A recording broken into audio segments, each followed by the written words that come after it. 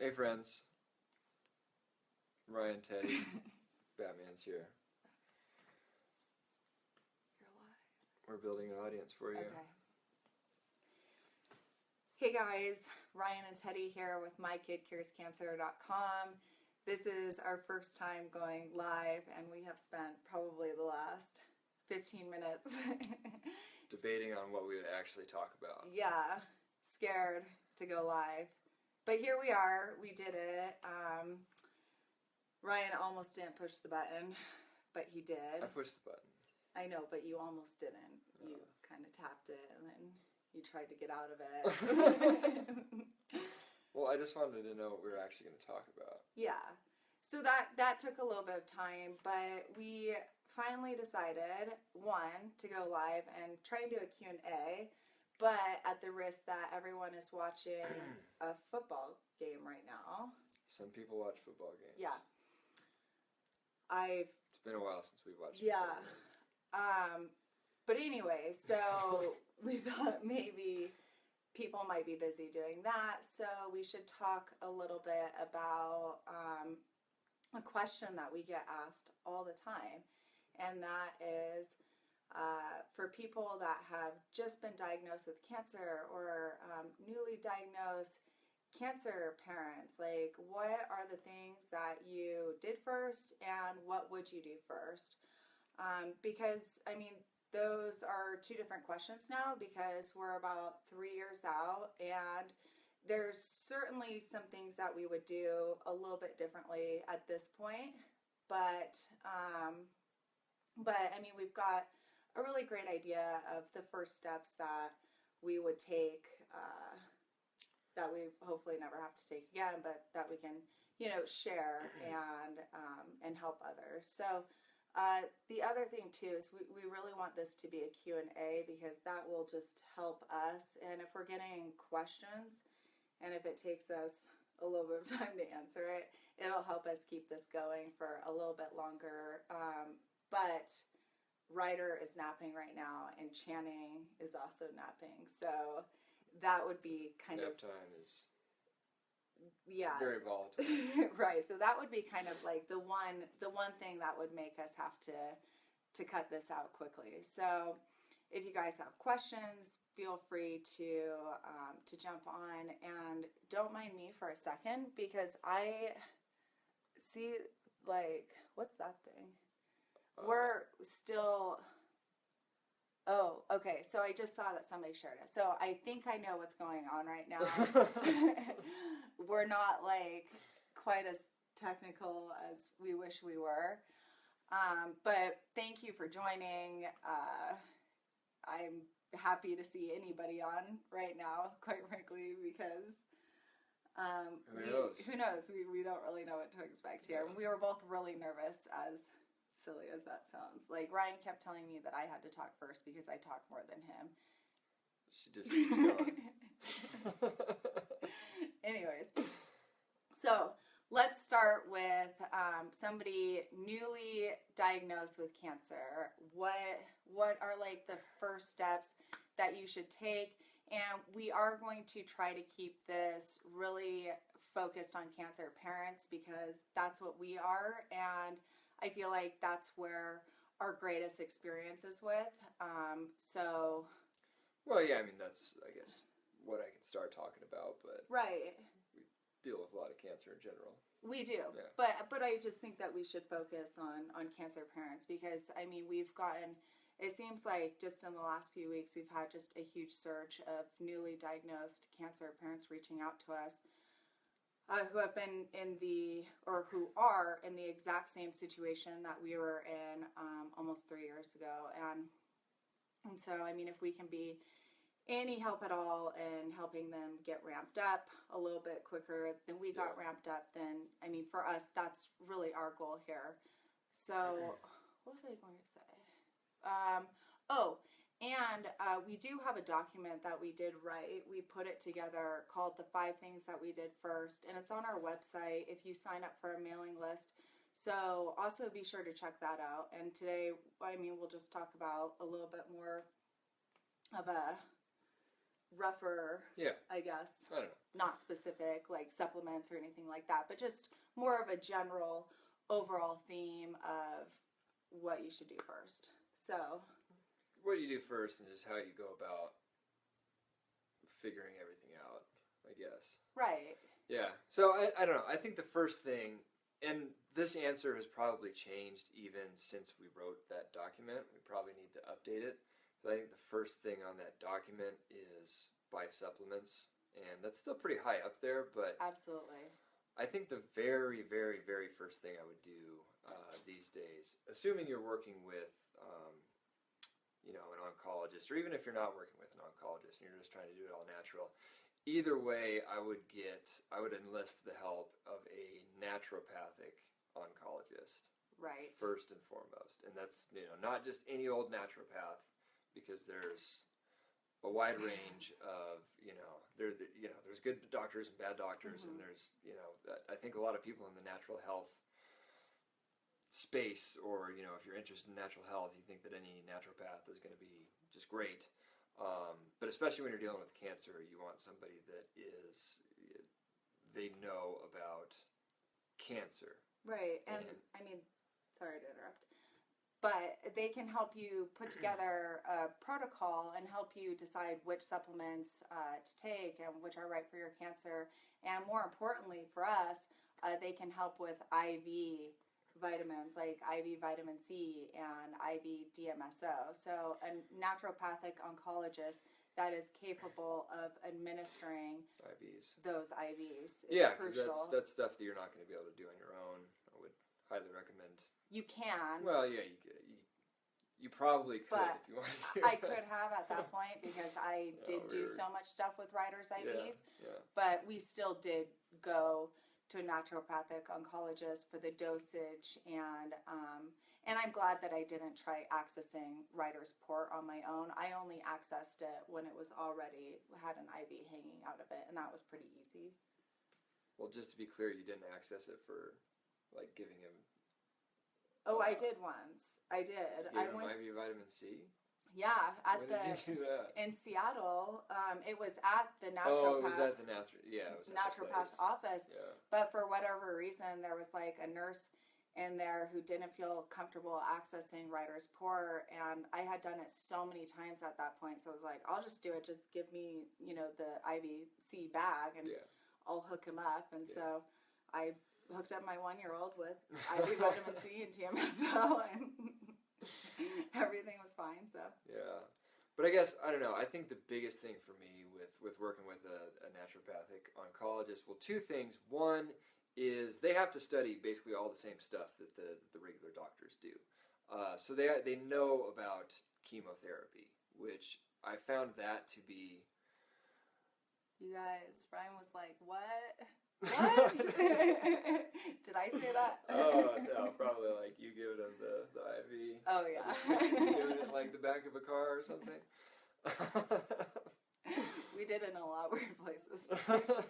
That didn't come out right. Anyways. Dosage is like the big thing for me. Is like, you read so much online, and no matter, even if you're working with a naturopathic oncologist and you're working with, this is a different thing that I was starting to say, but I'll get back to that other thing. Even if you're working with a naturopathic oncologist, you're working with a cancer coach, you're still going to be doing your own research and finding things that you want to do, because no one can ever tell you, don't do that. That was the hardest thing for us, I think, is why we ended up with 100 different supplements, was because we kept finding more stuff that sounded good, and we figured, why not? But you read about, I don't know, just curcumin. Yes, curcumin sounds great. How much do I do? How much do I give them? How often do I give it to them? What's the best way to give it to them? An empty stomach, a full stomach, in the morning, in the evening, in the middle of the night? And those are all questions that aren't really the answers to them aren't abundant online. It's, you can find 300 articles telling you that curcumin is a good thing to take, but not one of those articles will tell you how much to take. Or if you should take it around chemo, or if you should give it a day or two. Yeah, and that's what I was starting to say. I think Right. that's probably the most important thing is if you are working with chemotherapy, that's where a naturopathic oncologist really comes in handy. Is he's going to be able to tell you, yes, this is something you can do on the same day as chemo, or no, you should wait a few days before and one day after, or so on and so forth. Highlight things that are really going to protect the cells, the rest of the body from chemo. So that's really big because it's they have access to databases, and they have answers just in their own mind that you don't have, that would take it. I mean, and for the most part, I spent hours and hours and hours and hours and hours trying to find those answers online, and it's tough. It's really tough. So work with a naturopathic oncologist, and That's number one. yeah, that's number one. But if you do not know where to find a naturopathic oncologist, ONCANP, it's the Oncology Association of Naturopathic Physicians, would be a good place to start. So Is that a website, Ryan? Yes, it's Okay. ONCANP.com, I believe, but ONC. Oncology ONCAMP.com. Association of Naturopathic Physicians, ANP. Okay, we'll post the link for that too, because that is helpful to find a naturopathic oncologist. And it was ironically easier for us. Good. Thanks, Scott. .org. Sorry, Scott knows. Okay. Thank you, Scott. So anyways, that's step number one, is finding a great naturopathic oncologist to work with. And you might have to talk to a few. It's like Ryan said, you're not going to love the first doctor you meet necessarily. Maybe you will, but it's okay to, find somebody I feel like that can just really support you and that you feel comfortable with. So, number one, since we're kind of going out of order here from the 5 things that we did first, we're talking more about like what we would do first versus what we actually did do first. I think another important thing to talk about is detox, and not just, detoxing your child and yourself, but like detoxing your home. Because for us, even though we were living really naturally at that point, it was kind of horrifying to see just how many chemicals and terrible products we had in our home. So that was really one of the first things that we did when we got home from the hospital, was take a hard look around, and pretty much anything with any sort of chemicals in it, we threw out in the garbage. And by the time I was done going through our house, I had an entire black garbage bag full of stuff, from laundry detergents to just different kinds of cleaning products, to my own like personal care products, deodorants, all things that now I look back on and I'm like, wow, that wasn't really living naturally. But No, I mean, we were just starting to get into all that stuff. Right, so and we were eating organically, but just eating organically is not like fully embracing a natural lifestyle, which I like to think we do a lot more and a lot better of now than 3 years ago. Yeah, but I don't know. I mean, at the end of the day, cancer is getting caused by something. The rates wouldn't be going up and up and up and up and up and up every year. 100 years ago, not a whole lot of people were getting cancer. Now it's 1 out of 2 men, 1 out of 3 women. Mm-hmm. And childhood cancer is crazy. It's on the rise, and it's like, and why are our kids getting cancer when they're not even exposed to anything? Ryder, his cancer was growing in the womb. It wasn't even something that like he was exposed to as a baby. So obviously, like something in our something life, we were exposed to. Right. And going back to, or actually we haven't even talked about it, but epigenetics, like things that we were exposed to cause something to go awry with him. So I think just living naturally. Well, and it's you need to remove the cause. Right. This is what we're trying to get at. Is if something caused it, which again, I mean, a lot of mainstream schools of thought will try to say that it's just because people are living longer and they're getting older, and that's why the diagnosis rate is going up. But that doesn't explain why more and more kids are getting it. Mm-mm. So you got to remove the cause. That's it's huge. It could be chemicals, could be mold, could be even negative emotions. As crazy as that is, hearing a lot of interesting stuff about that. So I'd say any sort of unnatural chemical, you got to get rid of it. There are professionals that can come and check your house for mold. Would do that. Would get rid of EMFs. That was a big one for us. Electromagnetic fields. Yeah, we actually, ironically, we had seen a movie called Take Back Your Power, which is an amazing documentary about EMFs. And we saw that movie just a couple weeks before Ryder was diagnosed, unbeknownst to us.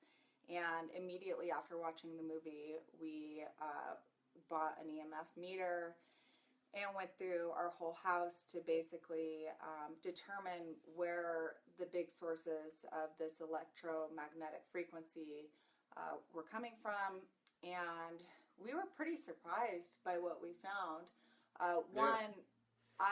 It took me a while, at least until I saw that documentary, to really take a hard look at EMFs, because my job before I had Ryder, I guess I had it up until I had him, was like in the tech space, and I had 2 cell phones and a laptop and was always using Wi-Fi. And then when we got pregnant, we were living in a townhouse, which was like sandwiched between 2 other townhouses, and everybody had Wi-Fi. So when we searched for our signal, there were like 20 different signals that popped up. Yeah. And I remember one day Ryan said to me, like, hey, low battery. That's not good. I remember one day Ryan said, something about like, hey, EMFs from Wi-Fi might be harmful.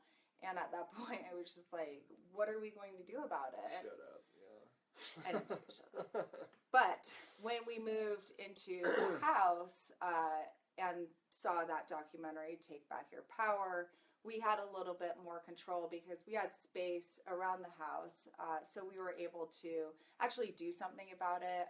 But that being said, what is inside your walls is the most important. Right, yeah, so which, certainly don't want to discourage people who live in apartments or townhouses because you can reduce it. I mean, it's all the background stuff coming in is bad, but it's, at a much lower exposure. There is at least that barrier of the wall or, right. That sort of thing, and it's coming from afar, whereas, your Wi-Fi router is literally beaming stuff inside directly your house. at you. And our Wi-Fi router was actually right in our living room, about 2 feet away from where I was sitting with Ryder all the time, where I nursed him, and maybe, I don't want to run and go grab it, but our EMF meter basically, like, the Wi-Fi router goes beyond the scale that the EMF meter is capable of reading. Like, it's the worst offender in your whole room. Yeah. The PlayStation was pretty bad, too. Xbox. We had an Xbox, too, which we used for playing DVDs. I was able to get a smart meter deferral. Oh, good, Stephanie. Oh, good job, Stephanie. However, my next door neighbor's smart meter is 25 feet away from the wall in our living room. Okay. How do I I don't know. But yeah, the Xbox was literally like beaming. I don't know. Okay. I mean, what Ryan just said, like, if I'm reading into the rest of your question, it's only showing us half of this question, but having your neighbor's smart meter obviously isn't ideal. But the smart meters are going to be sending, like, the readings into your home. And, I mean... It's still beaming everywhere. It's beaming everywhere, but mostly it's going inside of the house. So it's not nearly as bad as having your own smart meter turned on. Yeah, when we moved, when we moved from Washington to Utah, before we found this house, which was found after, I don't know, 50 different houses of At least. waving our little EMF meter around trying to find the perfect house that didn't have a reading and looking crazy to all the different real estate agents. But we did, right when we moved into a townhouse, and it wasn't smart meters there, but it was RF meters, which are still putting out a signal, and it was, kind of horrifying to us because they were everywhere. And I remember I did get those little, I don't know how much faith I put in these Like things. the Q-chips and But pyramids. the little stickers or whatever that are supposed to neutralize everything. And I did sneak around to like every meter within like a 200-yard radius of us. I must have spent a few $100 on those things. Yeah, because they're like $40 a pop. Yeah. Putting one on every little meter. So I think I left them there too. So the residents of that community are probably a little healthier thanks to us. But. Obviously, like if you can avoid EMFs altogether, that's the best thing to do. But if you can't, you just really have to work with what you have, and I think that's what you're trying to say, right, Ryan? Okay. Yeah. But we have to go back to the Xbox. So the Xbox 360 that we had to play DVDs, we had it plugged into our TV sitting like in front of us. It wasn't a very big living room. It was probably like, I don't know, the size of what we're in now.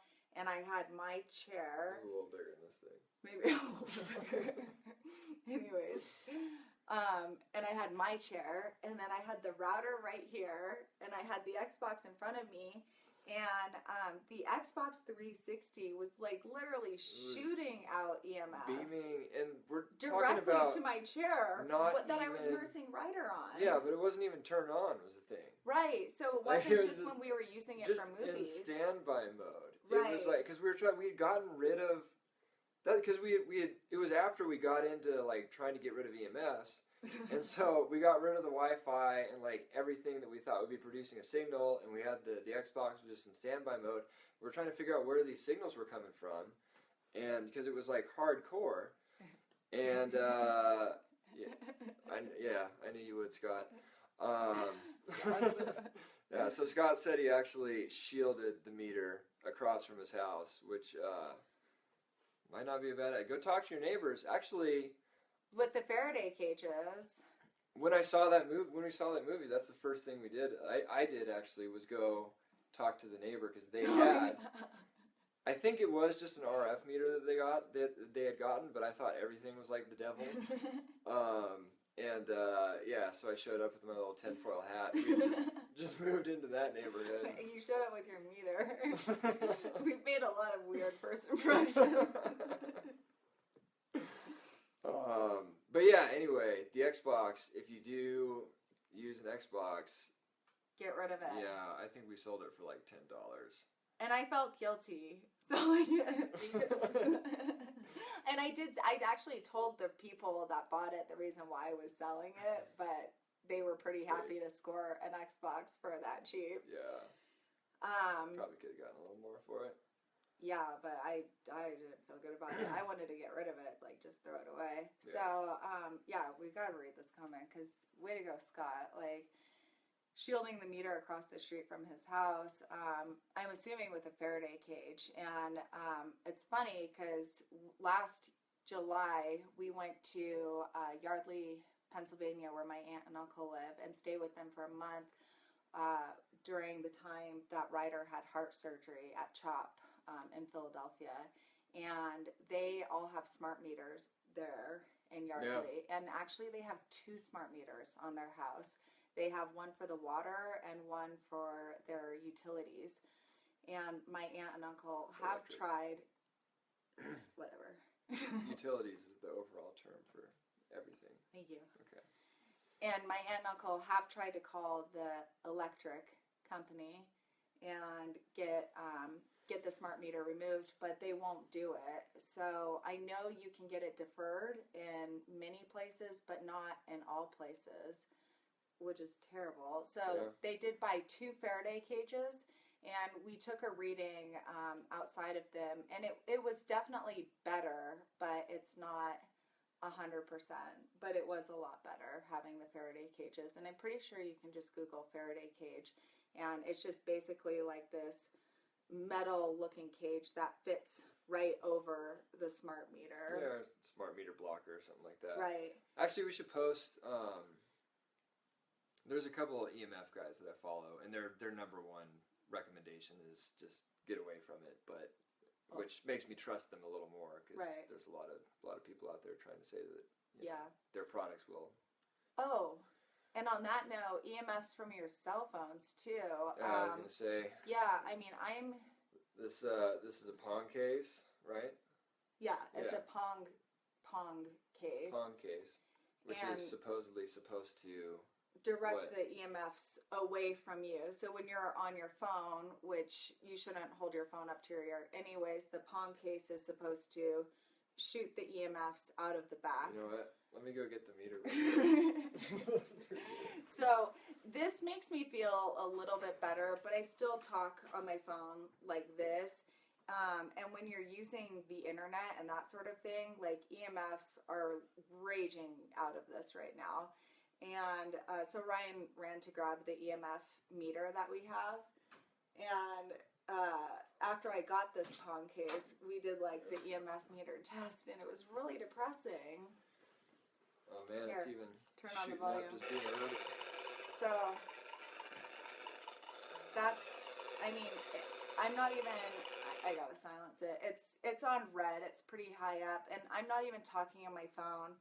I'm talking on Ryan's phone. Maybe it could be your phone shooting out the EMFs too.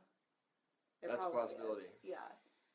Anyways, it would still be going off the rails. Moral of the story is don't trust any device because we've tested this thing with 0 ambient readings, and then you turn the phone on and all of a sudden it shoots out of this side, where it's not supposed to be. So yeah.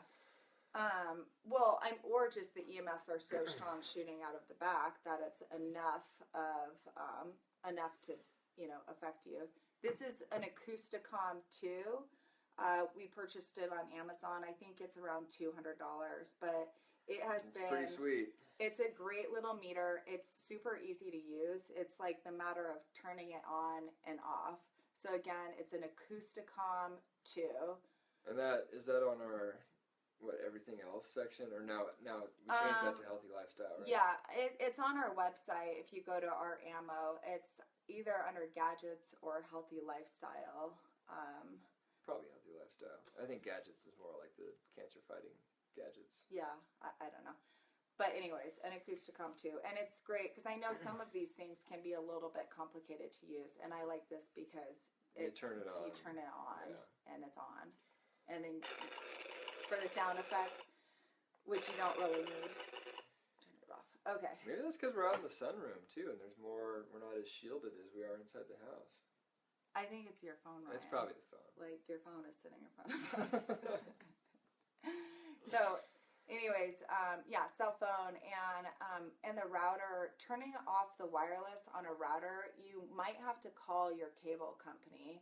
We just switched cable companies to Comcast, or it's our internet company. We don't have like TV cable, but Comcast is our new internet service, and we had to call them to get the we had to call them to get the wireless turned off, and Ryan was on the phone with them for about 2 hours, and he had to go up the chain 3 times. And it shouldn't be that complicated. No. We've done it before, and it's not. It shouldn't be. It should be a matter of, hey, can you turn the wireless off of my router? Yeah. And they say okay, and they do it. But we got some special agents on the phone this time, and then the best part was one of the agents said that the wireless was turned off. Well, yeah. And we were sitting there with our meter, and we were like, no, we have an EMF meter. It's not turned off.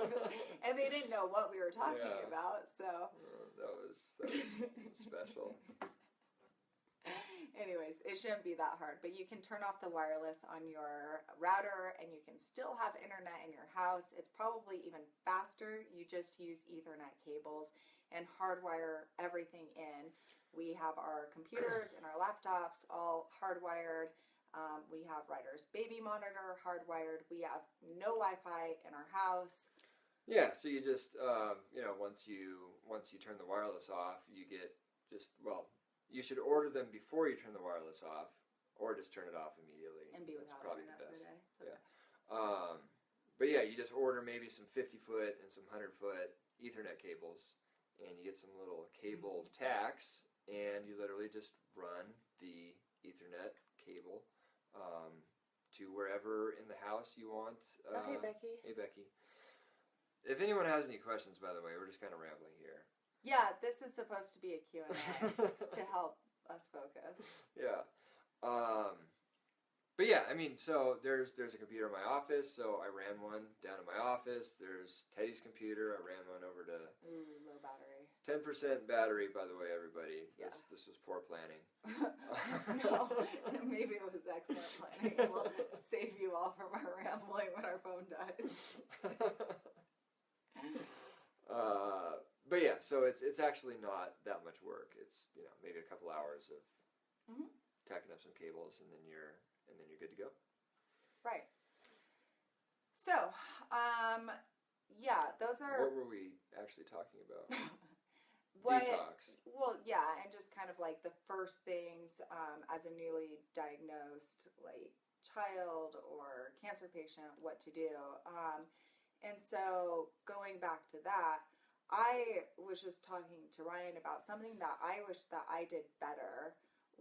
I wish that I had a journal. I did have a journal, but I wish that I really kept a journal of every single thing that went into Ryder.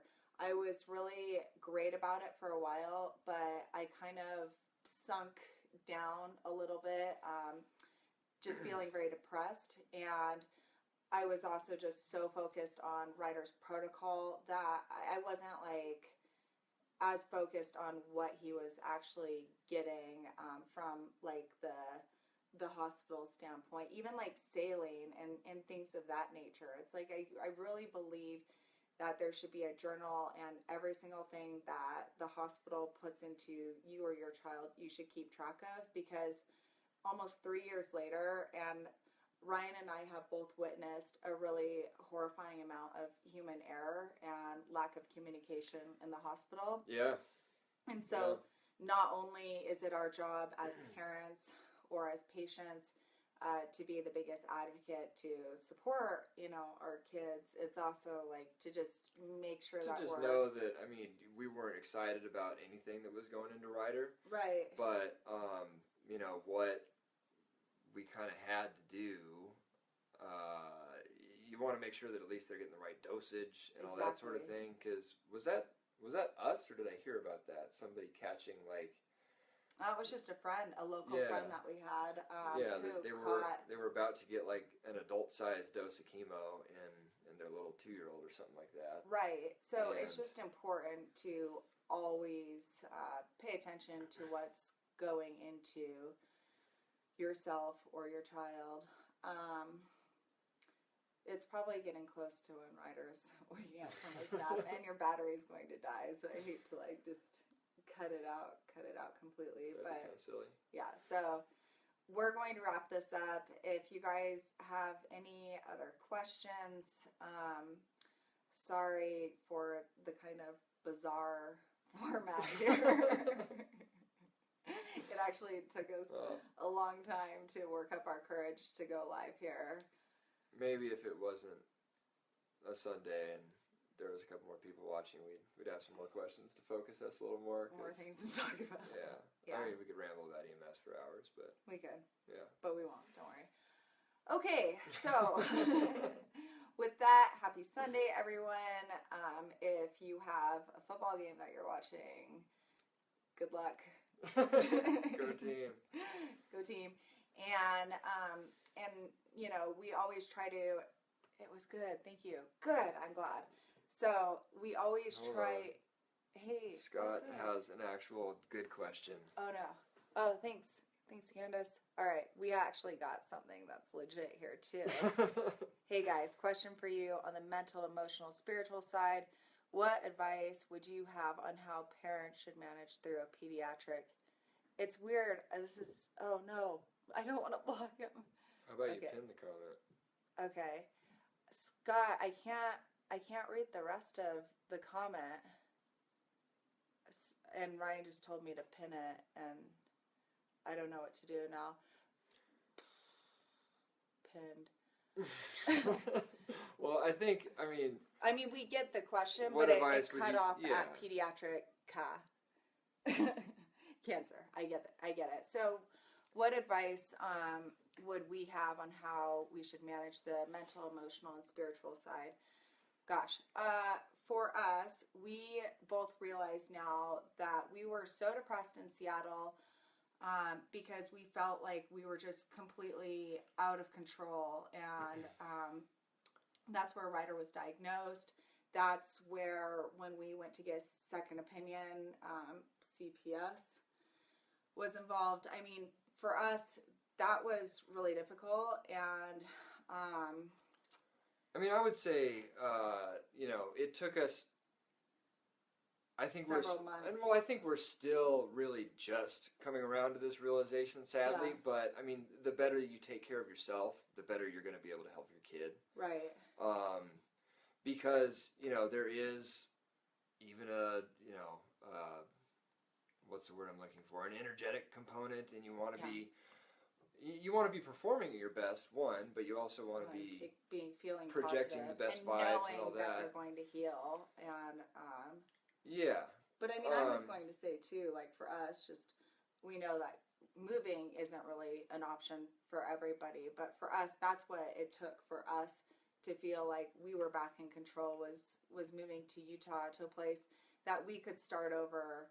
And we always go back to the move is what helped us emotionally and spiritually and mentally.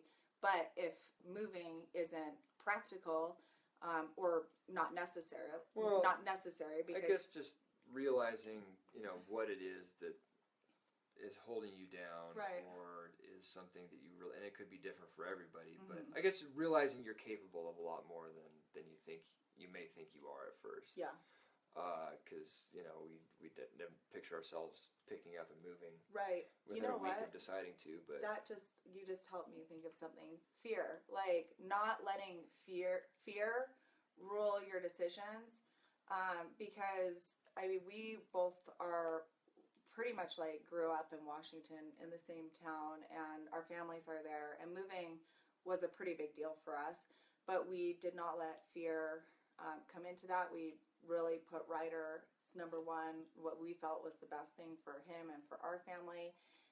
But also just like at the beginning of the diagnosis, we had so much fear about everything around us. We were scared that everything had caused Ryder's cancer. We were scared to eat. I was nursing Ryder, and I must have lost. we looked like the cancer patients. Yeah, It was I pretty mean, sad. we were really scaring our family.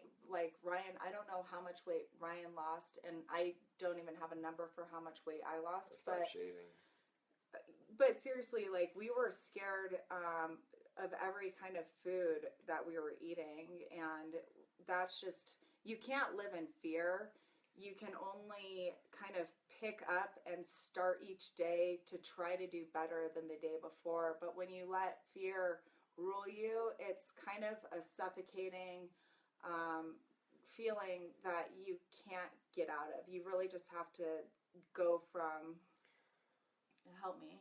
Yeah, I mean, I guess from a practical standpoint, it's just, you also just have to come to the realization that the fear and the doubt and the self-doubt, which, we had plenty of that. Mhm. I was just talking to you the other day about that, Scott, but, I felt like a failure for not doing more research, or for, if I found out about a certain treatment or a supplement that I wanted to give Ryder, maybe 2 months after the diagnosis, I felt like, a total piece of crap that I hadn't found out about it within, a day of the diagnosis. Or same thing goes for stuff that could protect him from chemo better and that sort of thing. And you just have to keep in mind that kind of thinking doesn't really do you any good. Mm. the only, the best thing you can do for yourself, or to your question, for your child, is just be on top of it. It's from a guy's perspective, I guess. You just got to get your stuff together and get stuff done, and there'll be time for the emotions later. You know what I mean?